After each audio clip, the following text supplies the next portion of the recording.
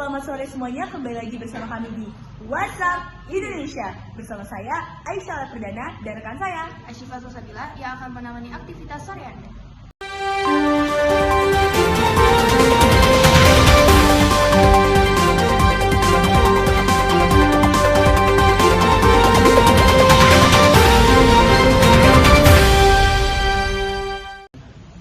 Kasus pelecehan seksual di Indonesia semakin marak terjadi dan menimbulkan kecemasan di kalangan masyarakat. Sepanjang bulan September tahun 2024, sudah banyak kasus pelecehan seksual yang ramai, yaitu kasus pelecehan seksual seorang perawat terhadap pasiennya, pelecehan seksual dan pembunuhan siswi SMP di Palembang, dan kasus pemerkosaan dan pembunuhan gadis penjual gorengan yang terkubur di Padang Pariaman.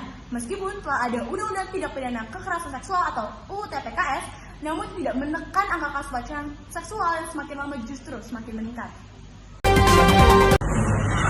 Kronologi dari pemerkosaan dan pembunuhan ini adalah salah satu warga sekitar menemukan mayat inisial AA pada hari Minggu sekitar pukul 13 waktu Indonesia Barat.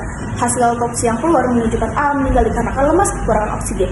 Selain itu, ditemukan juga luka akibat benda tumpul di leher AA. Kapolrestabes Palembang Hari Sudartono berkata bahwa kasus tersebut bermula dari perkenalan AA dengan IS yang berusia 16 tahun. Keduanya dikenalkan oleh teman yang berinisial N. Setelah perkenalannya, mereka berlanjut berkomunikasi di aplikasi Facebook. Semua berjalan dengan normal hingga saat IS mengajak A menonton kesenian tradisional kuda lumping pada hari Minggu siang. Usai berjumpa, IS mengajak A jalan-jalan di krematorium.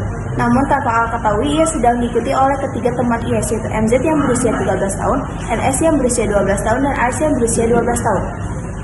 Hari itu tidak berjalan sesuai rencana, di mana IS justru mengantar AA ke TPU Talang Kerikil. Di situ, IS membujuk AA untuk melakukan hubungan seksual, akan tapi ditolak. Lalu IS membekap AA dan tubuh AA dipegangi oleh ketiga rekan IS tersebut. AA pun meninggal dikarenakan kehabisan napas akibat bekapan. Namun, IS dan teman-temannya mengira korban dalam kondisi pingsan. Menurut pengakuan pelaku, mereka mengira korban pingsan dalam keadaan meninggal. Korban diperkosa oleh IS diikuti oleh ketiga pelaku lainnya. Ujar Kapolrestabes Palembang Hari Sudartono seperti dilansir pada kompas.com. Setelahnya, keempat pelaku membopong jasad korban ke kuburan yang berjarak 30 menit dengan berjalan kaki. Itu dilakukan agar aksi mereka tidak diketahui orang lain. Di tempat kedua sama polisi, tubuh AA yang sudah meninggal kembali diperkosa untuk kedua kalinya oleh pelaku secara bergantian.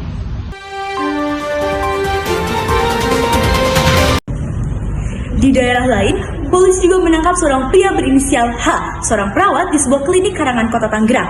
H diduga melakukan pelecehan seksual terhadap seorang pasien perempuan di mana ia merasa terangsang oleh pasien berusia 19 tahun tersebut saat sedang menjalani perawatan. Bahkan, pelaku melakukan pemeriksaan yang seharusnya dilakukan oleh seorang dokter. Bahwa tersangka melakukan pemeriksaan yang tidak sesuai SOP tenaga kesehatan terhadap kaum rentan yang mana seharusnya prosedur tersebut dilakukan oleh tenaga medis atau dokter. Kata Kasat Kareskrim Polres Metro Kota Tangerang, Kompol David Kanetro pada hari Selasa. Setelah menerima laporan dari korban, kepolisian segera bertindak dan mengamankan pelaku untuk penyelidikan lebih lanjut.